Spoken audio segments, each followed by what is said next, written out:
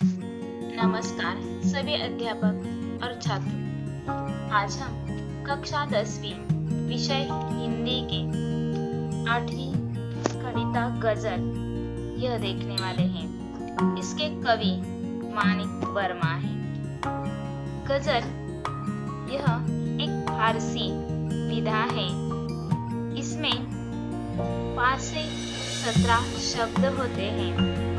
गजल कविवर्य मानिक वर्मा जी की गजल मेरी इबादत है इस काव्य संग्रह से यह कविता की गई। जब मन कुछ बोलना चाहे और बोल न पाए, जब कुछ देखना चाहे और देख न पाए, किसी की आवाज सुनना चाहे और सुन न पाए, तब मन की आंतरिक छटपटाहट की अभिव्यक्ति का नाम ही है गजल।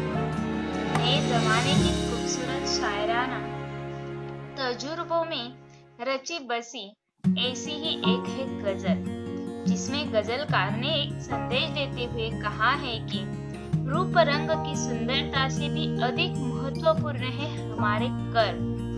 वर्मा जी हमें निरंतर अच्छे कर्म करते हुए आगे बढ़ने की प्रेरणा इस गजल के माध्यम से छात्रों को देना चाहते हैं। तो चलो देखते हैं हम गजल यह कविता। पहला पद्यांश है। आपसे किसने कहा स्वर्णिम शिखर बनकर दिखो। शौक दिखने का है तो फिर नींव के अंदर दिखो। इसमें कवि हमें बता रहे हैं नींव के पत्थर का महत्व।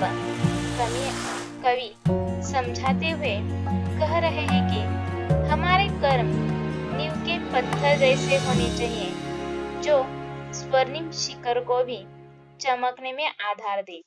स्वर्णिम शिखर बनकर दिखने से अच्छी बात नींव के अंदर दिखाई देने में है। यानी कि कवि यहाँ बता रहे हैं कि ऊपर से अच्छा दिखने की बजाय हमें अंदर से ही अच्छा होना चाहिए। यदि किसी भी सोने का जो शिखर है उसे तभी वह चमक सकता है जब नींव यानी कि कौन सी भी इमारत हो उसका पाया यदि भक्कम हो तो भी आगे शिखर अच्छी तरह बन सकता है। पाया यदि अच्छा नहीं भक्कम नहीं बन सकता तो ऊपर का शिखर भी नहीं बन सकता। शिखर सोने का शिखर उत्तम बनने के लिए उसका पाया नींव भी अच्छी होनी चाहिए। इसलिए पहले शेर में कवि हमें यही समझाते हैं कि हमें अच्छा और सुदृढ़ बनना चाहिए। हमें ऊपर से अच्छा नहीं दिखना चाहिए बल्कि अंदर से हमें सुदृढ़ होना चाहिए।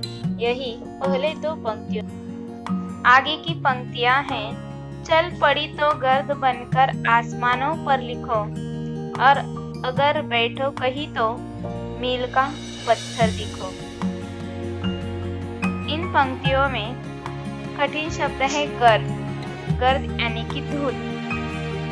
दूसरा शब्द है मील का पत्थर, यानी कि जब भी हम गांव को जाते हैं तो गांव कितनी दूरी पर है यह दिखाने वाला, यह हमें बताने वाला जो पत्थर है उसे कहा है मील का पत्थर। तो इस पंक्तियों में कवि हमें बताना चाहते हैं कि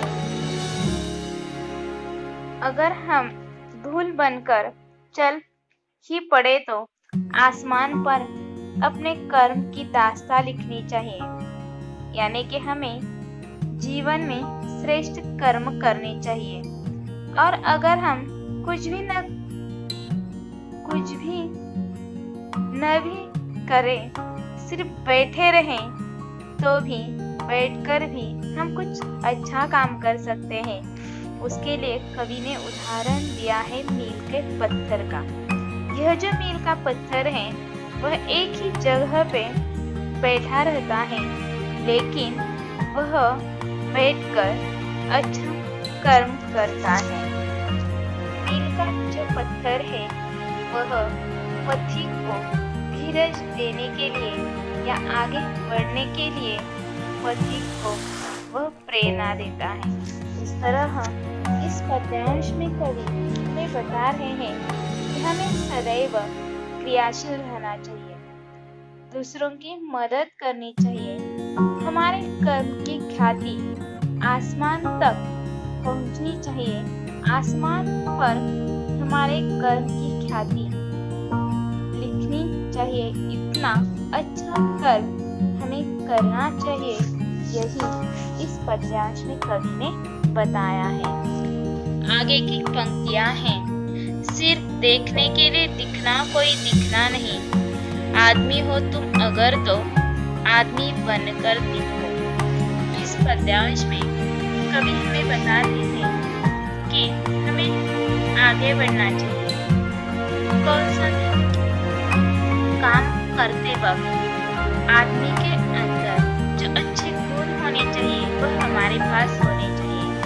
सिर्फ अच्छे कपड़े पहनकर हम अच्छे दिखेंगे, लेकिन अच्छे कपड़े पहनने से हमारे अंदर के जो गुण हैं वह बदल नहीं सकते। यदि हम अच्छे कपड़े पहनकर हम कभी भी अच्छा आदमी नहीं बन सकते। यदि हमें अच्छा आदमी बनना है तो मानवता के लिए जो अच्छे गुण हैं वह हमारे पास होने चाहिए। मानवता की मिसाल बने हमारे कर्म की। इस तरह हमें अच्छे कर्म करने चाहिए। हमें यदि अच्छा आदमी बनना है तो आदमी बनने के लिए जो अच्छे संस्कार गुण हैं वह हमारे अंदर होने चाहिए। यही कवि इस पंक्ति में बता रहे हैं। अगला पद्यांश है, जिंदगी की शक्ल जिसमें टूटकर बिखरे नहीं, पत्थरों के शहर में वो आईना बनकर दिखो। इन पंक्तियों में कठिन शब्द है शक्ल। शक्ल यानी कि चेहरा। तो यहाँ कवि हमें बता रहे हैं इन पंक्तियों में, यह दुनिया निर्मम है। पत्थरों के शहर में रहते हुए हमें कई कटु अनुभव आएंगे। इनसे जूझते समय टूटकर बिखरना नहीं है, बल्कि अपनी जिंदगी को इन अनुभवों का आईना बनाकर दिखाना है। यानी कि कवि हमें यह बता रहे हैं कि इस जिंदगी बिताते वक्त हमें बहुत सारी समस्याएं आएगी, लेकिन इन समस्याओं की वजह से हमें कभी विचलित नहीं होना चाहिए। बिना टूटे, बिना बिखरे हमें अपनी जिंदगी जीनी है। इसलिए कवि यहाँ पे बता रहे हैं कि कौन सी भी समस्या आए तो उन समस्याओं का हमें सामना करना चाहिए। यही इस पद्यांश में कवि हमें बताना चाहते हैं। आगे की पंक्तियां हैं, आपको महसूस होगी तब हर एक दिल की जलन, जब किसी धागे सा जलकर मोम के भीतर दिखो। इस पंक्ति में मोम यानी कि मेणबत्ती। तो यहाँ कवि हमें बताना चाहते हैं कि मोमबत्ती का वह धागा जो मेणबत्ती के अंदर छिपा रहता है, जलकर वह धागा जलकर दूसरों को प्रकाश दिखाता है। उसे जलते धागे की जलन को महसूस करने वाला इंसान ही दुनिया के दुख पीड़ित लोगों के दुख का एहसास कर सकेगा। यहाँ पे मेणबत्ती का जो धागा है वह खुद जलता है। उसे जलते वक्त बहुत पीड़ा सहन करनी पड़ती है, लेकिन वो खुद पीड़ा सह लेता है और दूसरों को प्रकाशित करता है। इस तरह कवि हमें बता रहे हैं कि इस दुनिया में हमें भी दुख पीड़ित लोगों के दुख का हमें एहसान होगा। कवि हमें दुख के अंधेरे में डूबे लोगों के जीवन में सुख का प्रकाश फैलाने के लिए अच्छे कर्म करने की प्रेरणा इन पंक्तियों में दे रहे हैं। मोमबत्ती की तरह हमें दूसरों की मदद करनी चाहिए। दूसरों का जीवन हमें प्रकाश में करना चाहिए। यही कवि इन पंक्तियों में बता रहे हैं। आगे की पंक्तियां हैं। एक जुगनू ने कहा, मैं भी तुम्हारे साथ हूँ, वक्त की इस धुंध में तुम रोशनी बनकर दिखो। इस पद्यांश में कठिन शब्द है जुगनू यानी कि काजवा, वक्त यानी कि समय, धुंध यानी कि धुआं। इस पद्यांश में कवि हमें बता रहे हैं कि चारों तरफ अंधेरा छाया हुआ हो और उस अंधेरे में यदि जुगनू चमके, जुगनू यानी कि काजवा चमके, तो पूरे अंधेरा होता है और उसमें जुगनू चमके तो वह अंधेरा नष्ट होता है और प्रकाश फैल जाता है। उसी तरह मुश्किलों से भरे घने कोहरे में जब रोशनी के अभाव में पथ पर चलना मुश्किल होता है, तब जुगनू की छोटी सी रोशनी भी बड़ी तसल्ली देती है। थोड़ी बहुत राह तो दिखी जाती है। हमारे कर्मों से हम इसी तरह लोगों को आगे बढ़ने में सहायता करें, उनका साथ दे। यही इस पद्यांश में कवि हमें बता रहे हैं। आगे की पंक्तियां हैं। एक मर्यादा बनी है हम सभी के वास्ते, गर तुम्हें बनना है मोती सीप के अंदर दिखो। इस पंक्ति में गर शब्द का अर्थ है अगर और मर्यादा इस शब्द का अर्थ है सीमा।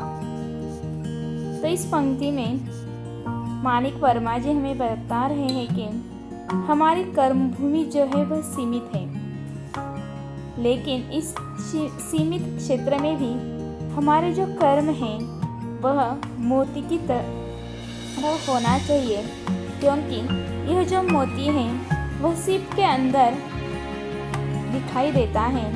वह सीप के मोती की तरह हमारा जो कर्म है वह मूल्यवान होना चाहिए। मोती की तरह हमारा जो कर्म है वह श्रेष्ठ होना चाहिए। इस तरह इस पंक्ति में कवि ने हमें बताया है कि हमारी जो कर्मभूमि है वह सीमित है, लेकिन सीमित होते हुए भी हमें मोती की तरह मूल्यवान होना चाहिए। हमारे कर्म श्रेष्ठ होने चाहिए। यही इस पद्यांश में कवि बता रहे हैं। अगली पंक्तियां हैं। डर जाए फूल बनने से कोई नाजुक कली, डर जाए फूल बनने से कोई नाजुक कली, तुम ना खिलते फूल पर तितली के टूटे पर दिखो। तुम ना खिलते फूल पर तितली के टूटे पर दिखो। इस पद्यांश में कठिन शब्द है पर यानी कि पंख और तितली यानी कि फूल। इस पद्यांश में कवि हमें बता रहे हैं कि जो नाजुक कली है वो फूल बनने से डर जाती है, क्योंकि उसे डर लगता है कि तितली आए फूल पर बैठे और फूल पर बैठने से तितली की वजह से उनकी जो पंखुड़ियां हैं वो गिर जाएगी। इसलिए वो जो नाजुक कली है वो फूल बनने से डर रही है। तो इस कली की जो हिम्मत है, हौसला है, हमें बढ़ाना चाहिए। उसे कली का रूपांतर फूल बनने के लिए उसका हौसला बढ़ाना चाहिए, उसकी हिम्मत बढ़ानी चाहिए, उसे अपनी शक्ति का एहसास दिलाना चाहिए। इस पंक्ति से कवि हमें यही बता रहे हैं कि दूसरों का हौसला, हिम्मत हमें बढ़ानी चाहिए। आगे का पद्यांश है। कोई ऐसी शक्ल तो मुझको दिखे इस भीड़ में, कोई ऐसी शक्ल तो मुझको दिखे इस भीड़ में, मैं जिसे देखूं उसी में तुम मुझे अक्सर देखो। मैं जिसे देखूं उसी में तुम मुझे अक्सर देखो। इन पंक्तियों में कठिन शब्द है शक यानी कि सूरज, चेहरा, भीड़ यानी कि गर्दी और अक्सर यानी कि प्राय। इन पंक्तियों में कवि हमें बता रहे कि मनुष्य की इस भीड़ में कवि ऐसे मनुष्य को देखने की कामना करते हैं जिसके जो कर्म हैं सुंदर और श्रेष्ठ हों। कवि जिसे भी देखें उसके चेहरे में कवि को उस मनुष्य की शक्ल दिखाई दे, क्योंकि शक्ल सूरत की सुंदरता से भी कर्मों की सुंदरता अधिक महत्वपूर्ण है। यह मनुष्य के मन को सुंदर बनाती है, जो अविनाशी है। न उस पर समय का असर होता है न अन्य चीज़ों का।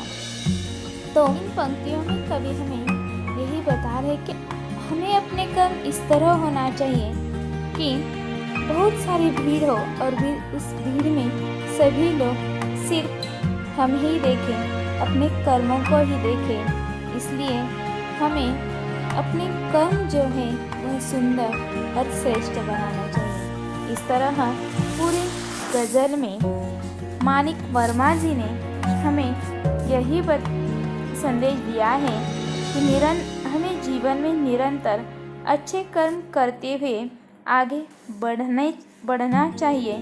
यही संदेश इस कविता में दिया है। Please like, share and subscribe कीजिए। धन्यवाद।